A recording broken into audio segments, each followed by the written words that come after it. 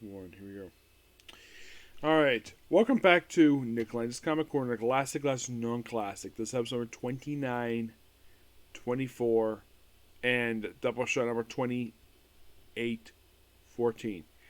Two Spider-Man books.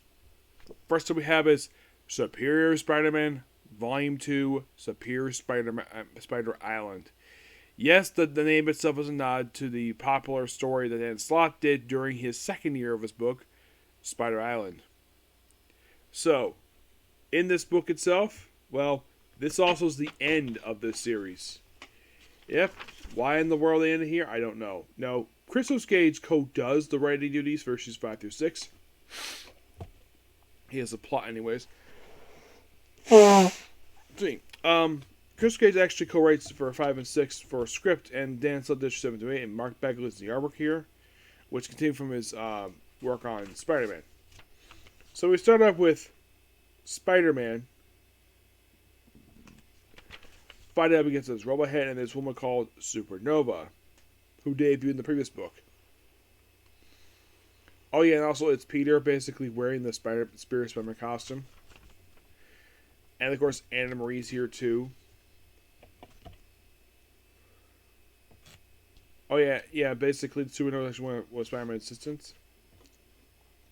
And of course, Spider Boy's here, who is basically his back's been ripped out. He's been bandaged up. So, and of course, you have Peter as Superior Spider-Man basically deal with her, and deal with its other, all about superior stuff. And of course, being Doctor Octopus, and they have Anna Marie basically Anna Marie has ended up at an abandoned AIM base, or she puts on one of the beekeeper suits.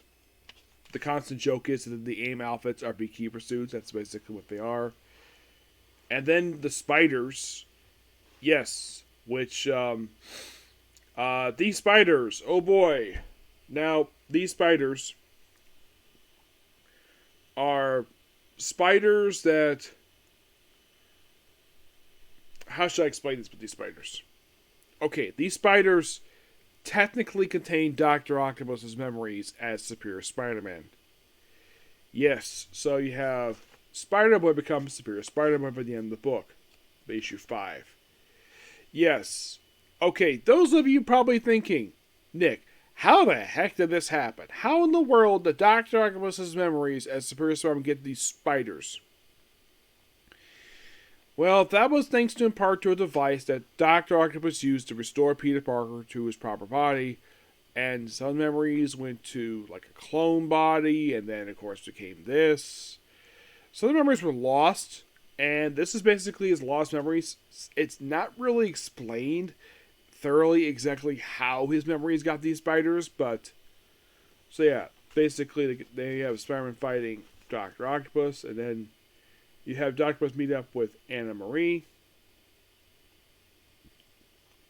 Which, fun fact, the last time these two saw each other was actually in the previous volume of Superior Spider-Man. Yep. In present day, of course. And then we have these guys break into this facility at the Oscorp facility. And then, of course, Spider-Boy is Superior Spider-Boy.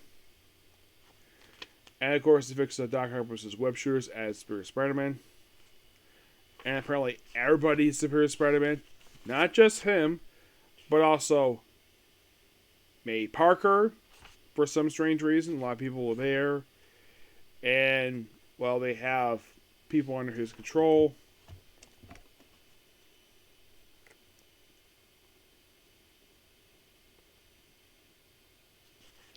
And apparently the mask Anna Marie wears is the only reason why that spiders don't get inside of her.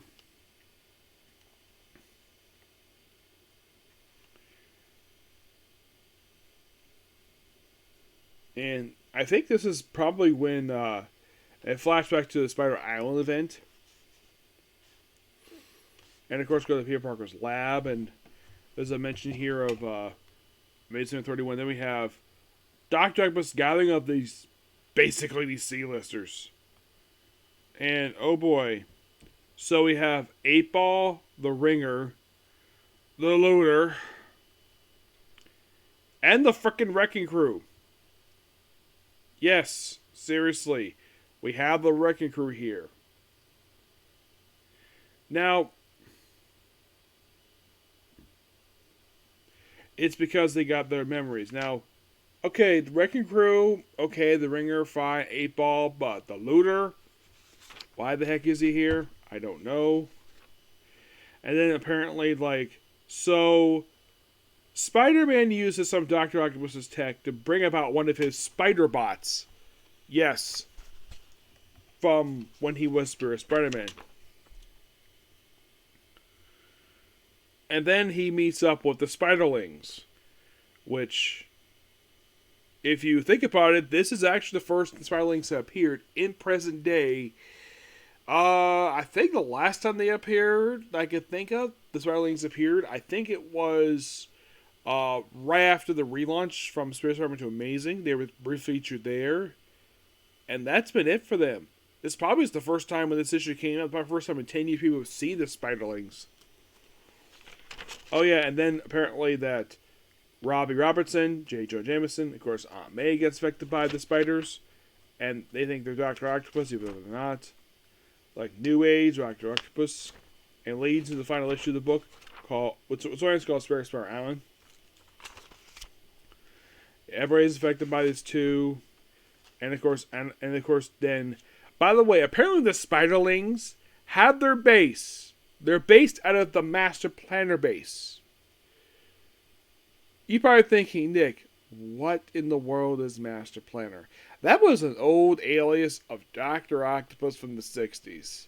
Yeah, he had this thing about taking over the world, and Spider-Man just stumbled into his plot when he was looking for somebody and just destroyed his base. Apparently got fixed. And apparently the Spiderlings are basically making this a power base. Like, put the Master of the Spiders are there.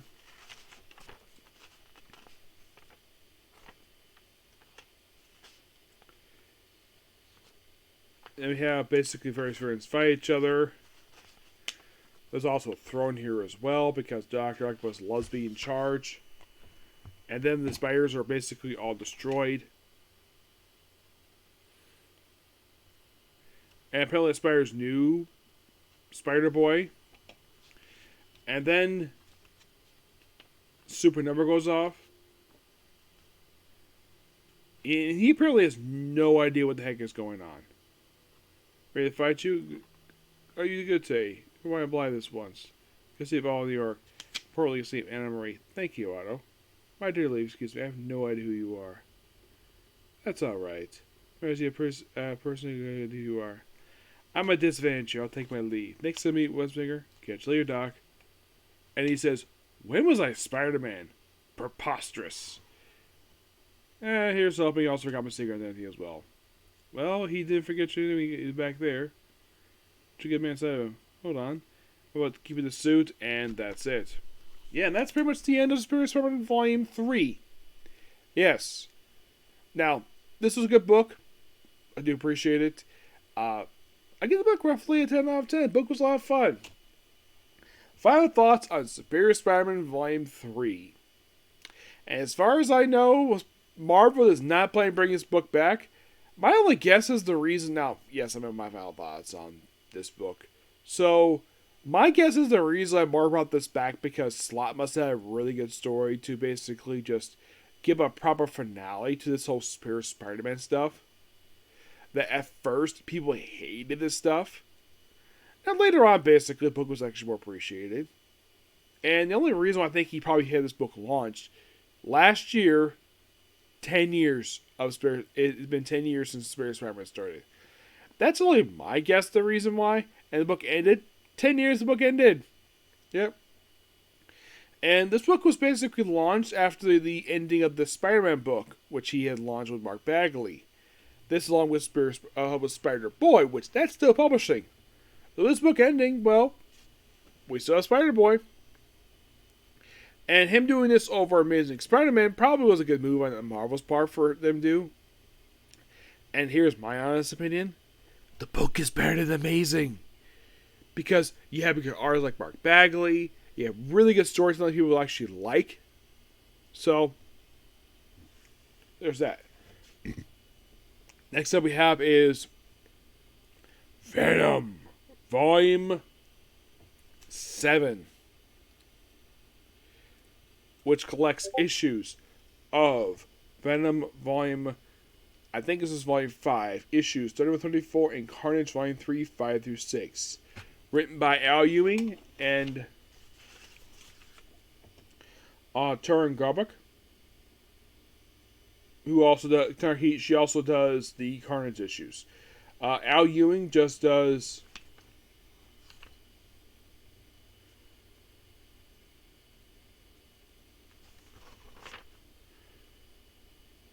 Al Ewing just does basically 32, 34, but she does basically just 31 in the Carnage issues.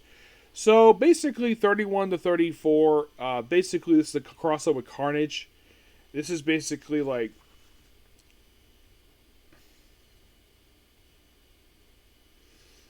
the first issue just focuses on Dylan. Yep, focuses on Dylan. It's adventure with him as well, Venom. It deals with a few other people. Deals with Carnage. Because, of course, basically it was dealing with Carnage.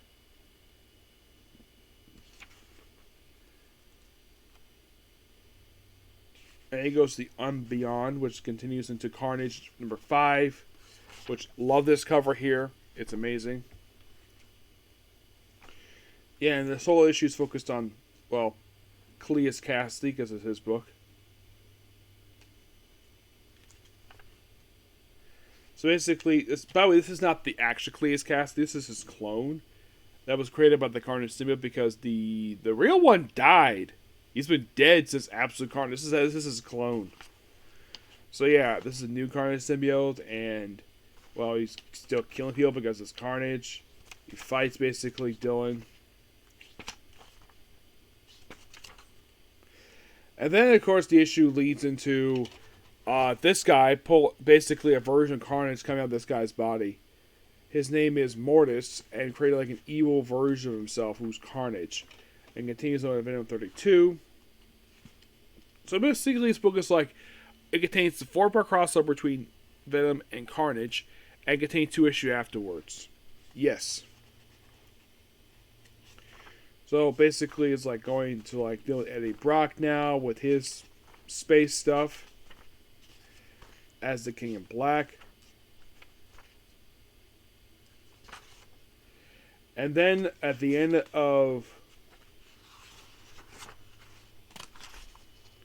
Venom issue 32, the symbiote leaves Dylan Brock. Yep, and we have this really cool cover. I look like the symbiote about to eat Flash Thompson. Yep. And then we have, Cleus Cassidy, who's melting.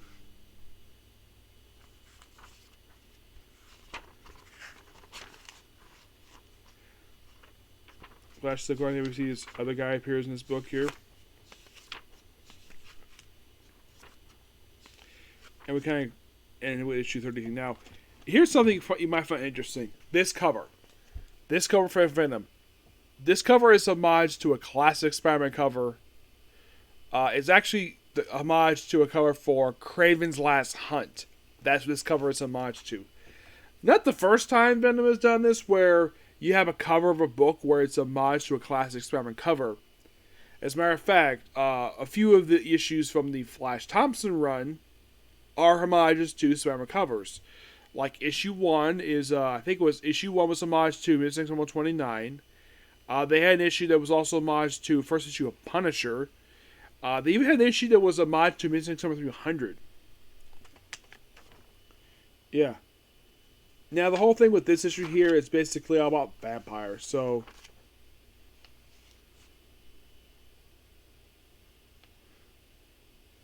yeah, Brock, and of course, like I think he does come back here briefly. Of course, the whole thing. There's a guy named Bedlam.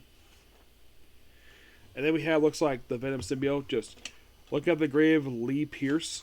Lee Pierce, I think, had been dead since Absolute Carnage.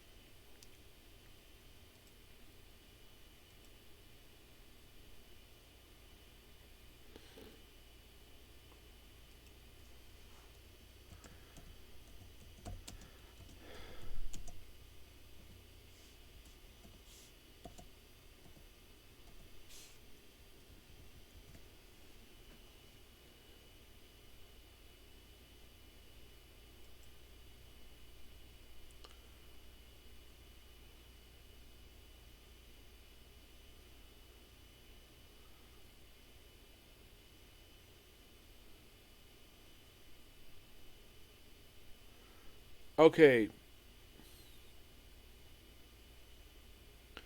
Yeah, he was actually killed at the start of Absolute Carnage. Yeah, that's basically. I was right about that. So he along with Cletus Cassidy, of course, is brought back here as a zombie. And of course, then we have the captive. Who the heck is the captive, you might ask? Basically, this issue deals with vampires. Mm-hmm.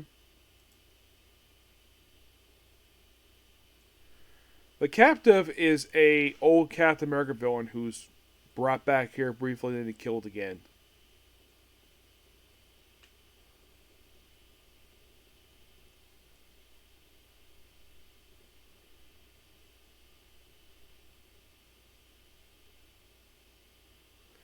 In case you're curious, though, how long he been dead for? He been dead since the first issue of Maximum Security. That was the last time he appeared. So it's like Al Ewing just brought back two people who've been dead.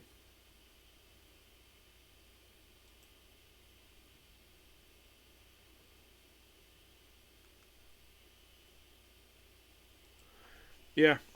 So,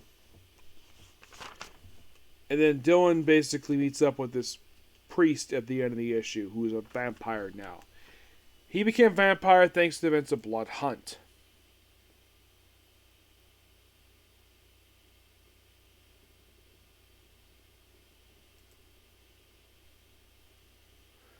Yeah, this priest who. This is kind of a bit of a retcon.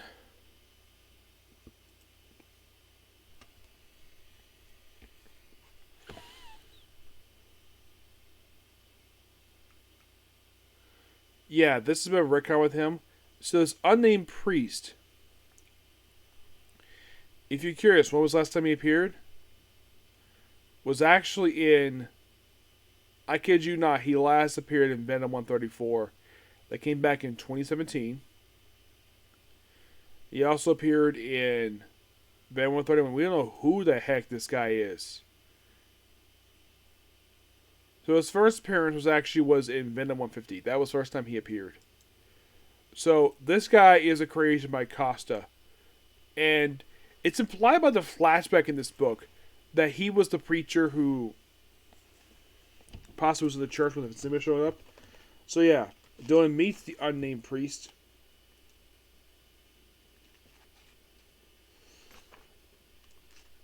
His vampire fangs are just really weird. Yeah, he's a vampire now, and he gets killed up at the end of the story. Then, of course, the captive. He, of course, brought back Lee Pierce as a zombie. And then, of course, the symbiote. Briefly merged with the Venom symbiote. And then, of course, the priest tries to bite Dylan, but he finds it is tainted. It's because he's half symbiote. So then he basically kills the priest. And the captain himself is killed once again. And then Mortis basically takes Lee Pierce. In exchange, basically letting the symbiote to leave.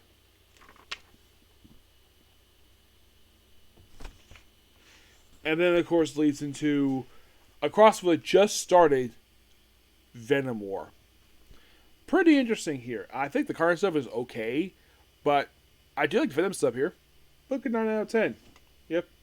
So yeah, that's particularly a particular review. Please make sure to like, comment, subscribe, turn notifications, and do hit the like button. Well, basically, next up is Case Closed. That'll be next, but I'll probably have to go with Shaking the Lead probably after that. I'll probably do when I get back, okay? Thanks for you. Bye.